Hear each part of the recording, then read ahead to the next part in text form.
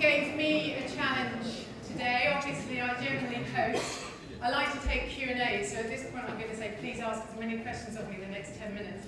Because Harvey said he wanted to challenge my mindset and get me to do a 10-minute speech, which is a bit out of the ordinary for me. So, very good to see you. And I thought perhaps we would start, as I said at the very beginning, my interest has always been around psychology. I've started to return to my studies now.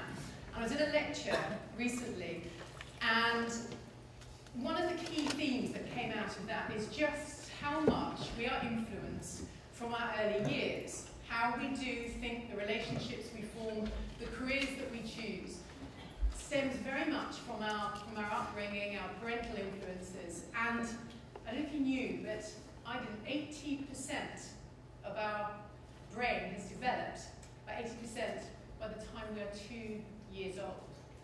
So we are who we are. We can't even remember that far back, obviously, but all of the things that happen to us during those formative years very much shape who we become.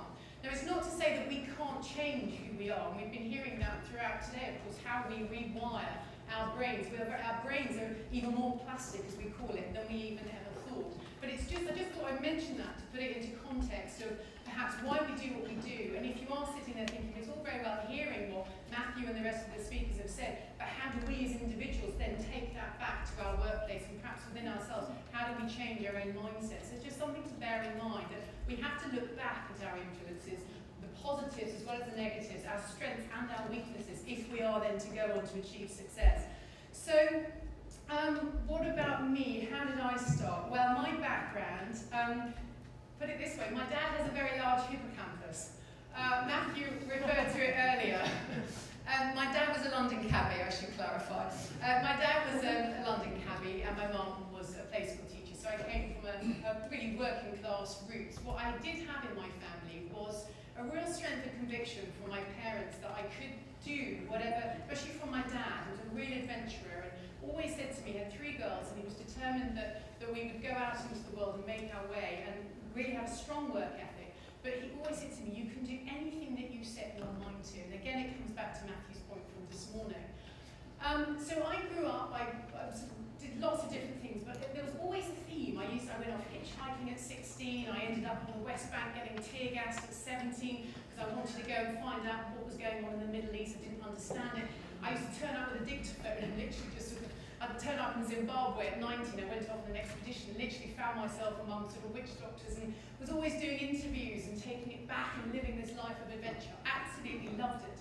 And it stemmed actually from when I was 12, and I watched this film. I don't know if many of you have seen it, but it's called Under Fire. And it's about the Civil War in Nicaragua.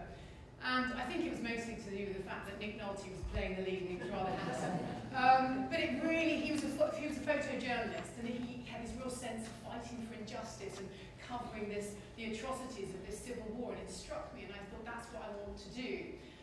And yet, I ended up, after university, having done all these extraordinary things as a teenager, all the things that really were leading me into the world of journalism, I ended up in corporate finance. Anyone from corporate finance? Loved it, moving on. Frankly, and I know this morning we've been saying about kind of what talents you have. I do not have, and I shouldn't say this because we're changing our mindset today, I do not have a head for figures. I think I have some sort of numerical dyslexia. I've gone into the more creative route, obviously, but so why on earth did I put myself in a position where I'd end up in the city, doing a job? I love the cut and thrust of it, I love the sort of hostile takeovers and being in the thick of it, but I hated it. Honestly, failed the exams and all sorts, just horrendous. And I had sort of unhappy time really, and so why did I do that? When I look back at it now, it was fear of failure. I feared to follow my dream, to do what I really wanted to do, because I was frightened I might fail. Now I can only look back with hindsight to realise that that's what it was, but the more I work with people now, and as I said, there's a documentary recently for Radio 4 about it, I talk to billionaires who'll say to me, I can never have enough money because I'm always having to succeed because I never want to look back at that black hole of failure. I talked to world famous composer recently, and he admitted to me that it was because his parents forced him to practice piano as a youngster him off because he thought, I'm never going to be good enough for them. So he just became a composer instead, and yet his first love was the piano. We all make these decisions, and I think it's just very good to sometimes take stock and just think, why did I do that, or why am I doing that? If it's not making me happy, why do it? Luckily for me, I say luckily because the story's got a bit of a twist, but I had a very, very good friend, Jamie, who was on expedition with me in Zimbabwe, and he was diagnosed with pancreatic cancer at the age of 26. Now, he was one of those all-achieving, first from Cambridge, beautiful-looking zoologist, everything to live for. And obviously he was very, very poorly, and I went to visit him with my big shoulder pads and my even bigger hair. And he was sort of hooked up to machines, and he sat there and he said to me, why are you in the city? Look at me, Kate. He said, you always said you wanted to be a journalist. Why are you doing this job? You know, life is too short. And 2 days later, I phoned the hospital again from the bank in the city, and I phoned to see if I could go and see him. It was Valentine's Day. And the nurse told me he'd passed away overnight.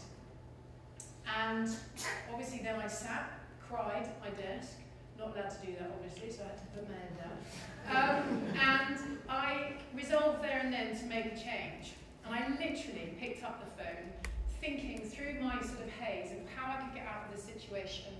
And I'd been studying at university in Durham. I knew the political constituencies, and it was really good. I had Monan, William Hague, Tony Blair, Peter Mandelson, and I phoned the political editor, and I just said, I kind of knew him through sort of a friends, cousins, dogs type, uncle type scenario, but I just phoned this guy and I said, can I just come up and take a look and just, you know, see if it's for me? Yeah, sure, no problem. I got the train up 3 days later, walked into the newsroom, and people like literally throwing bits of paper at each other, and I just thought, oh, I'm home.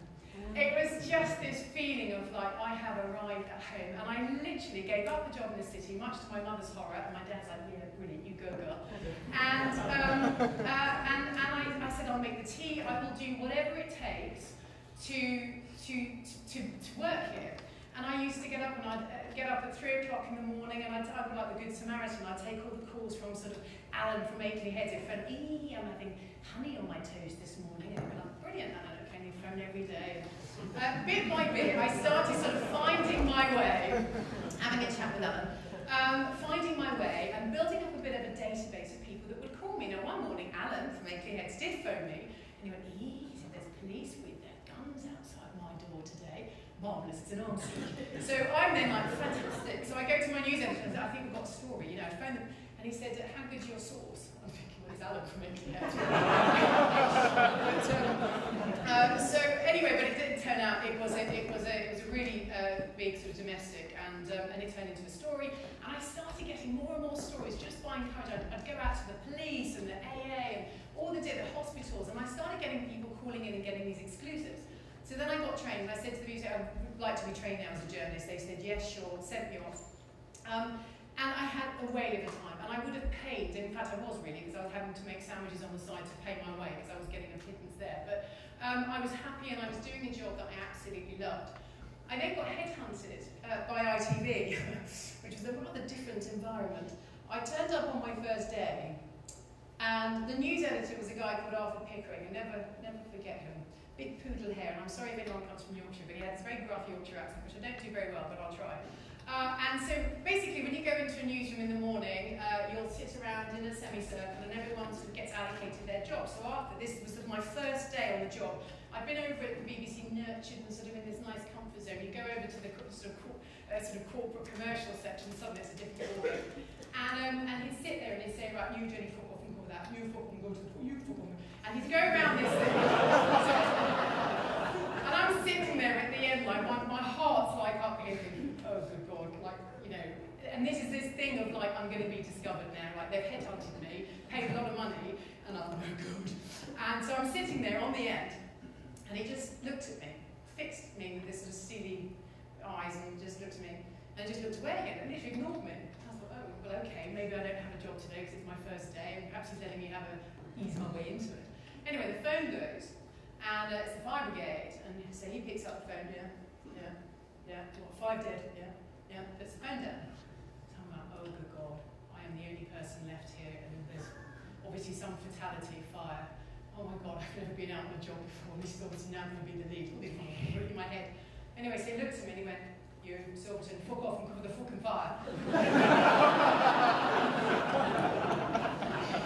So I'm like, okay, I mean, now I'm sort of catatonic now. You know that sort of thing we were talking about this morning where your brain just seizes and I'm like, oh my God, I can't breathe properly, you know. I don't even know how to get my cameraman, organised. Anyway, so I go over to him and he's back at his desk now and he's like looking down at his computer. And so I just go over, I just lean over and I just, Arthur, I said, any advice before I go? Yeah, don't get fucking killed. So that was Arthur. Now, what I learned from that was that through my petrified state, I was thinking, I can't do this. He was just like, get out there and do it, girl. A little bit like my dad had always taught me when I was younger. And I will be forever grateful to him, because then when I went to London, and obviously you sort of face challenges of pretty similar kind really, where people just assume you're on air. And I think it was Nick I was speaking to earlier from LSU was just saying to me, do you write your own scripts? Are you controlled in any way?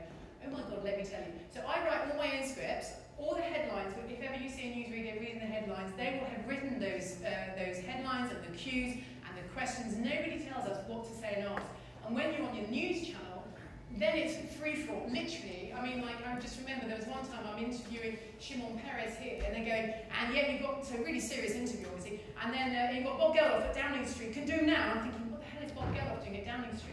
And I'm literally turning around and doing him, so you're flying by the seat of your pants the whole time. So I'm just looking, I'm going to try and stick to time. I'm wibbling, but I'm going to stick to time. But just what I wanted, the lessons from today, really, just having heard what everybody's had to say is, one, if you can give any advice to anyone around you, or even yourselves, if you're not doing something that you love, why not think about changing? And there are all the buts that come with that, but I've got a mortgage to pay, and but I won't be any good. And I was working with Harvey last year. Can I have the Bob Geldof one? Because I don't think I remember that. There's a Bob Geldof program. I have to just come and read. That's the only thing that I had on. And so Bob Geldof was speaking, and he talked about committing. And it was a quote or a poem, I think, from a mountaineer. He was asked about Live Aid and how it really came into being. Obviously a massive thing, and it came from one small nugget. And what he said has stayed with me ever since, because he said it's something he still has on his kitchen wall to this day. And so it's by William Murray, Mountaineer. And I've got it up on here, thank you. Until one is committed, there is hesitancy. Boldness has a genius, power, and magic to it. Begin it now. The moment one definitely commits oneself, then providence moves too. And I completely concur with that, and I get it, and it's not, and all our lives we're going to face change. We hate change, all of us, and companies hate change. And it's until you recognise that I'm not happy, or the company's not working well, you've got to first acknowledge that. You've got to look back to where you were and think, right, what kind of person am I? Because I was shaped by my early conditioning, so I've just got to analyse that. When you're in this space, how do you get over here? And that's where good teamwork comes in, and that feeling of, if I commit, not like half-hearted, not thinking I'm going to fail, the fear of failure, forget all of that. If you commit and go over to that point, as Matthew was saying this morning, providence will go with you. You will succeed. But it just takes a little bit of bravery to get there. And I think from what I've learned with my job now is every day I'm learning. Every day, there's not a day goes past when I'm not nervous about something. But it's being able to overcome that fear and challenge it. So I am not going to be consumed by fear today. I'm going to, face up to it. And we all need to do that. And if we're not doing that, then perhaps we're either in the wrong job or we're being too safe. So just a few thoughts to leave you with. I don't want to go on. And all I would say is, if for our children, and I include myself in this as a parent, for our children, when they say, I don't know what I want to do with my life, ask them, if you had all the money and all the power in the world, what would you be doing? And it's around that age of 12, actually, I've just been studying. That's when you start to go out into the adult world. So you start to look for those signs. For me, it was Nick Nolte. But what would you be doing? And they will have an answer for you. I get so many young girls come to me and youngsters saying, I don't know what I want to do. When you ask them that question, they know exactly what they want to do. It's just their conditioning. Their parents might want them to be a banker or a lawyer or a doctor or whatever, and they want to go off and be a dancer or, or a wedding planner, as someone said to me recently. So allow ourselves, our employees, to dream and our children to dream, because if you are following your passion, you will make a living out of it, you will be good at it, and as my friend Jamie taught me, life is too short to do anything else. Thank you.